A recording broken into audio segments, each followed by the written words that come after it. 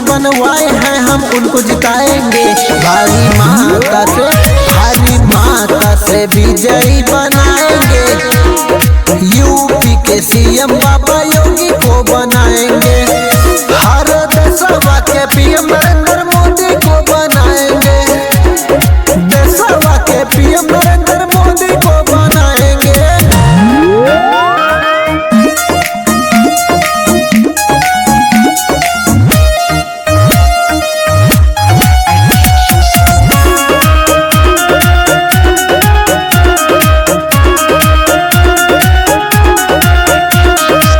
फिर से बीजेपी का कमल खिलेगा। सभी गरीबों को हक मिलेगा।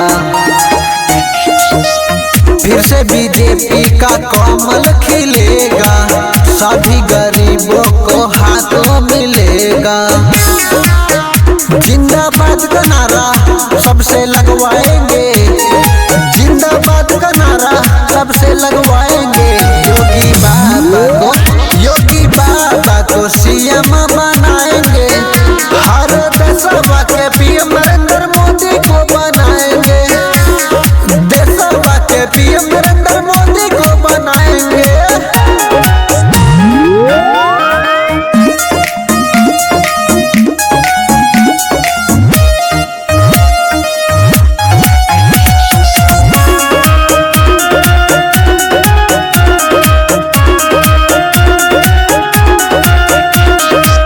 साइकिल पे पाड़ी कमल हो भारी।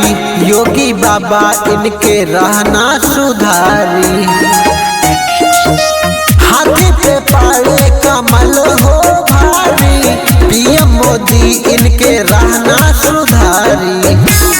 जो गौ माता को मरवाए हैं हम उनको मरवाएंगे। जो गौ माता को मरवाए हैं हम उनको मरवाएंगे। भारी माता से विजयी बनाएंगे। यूपी के सीएम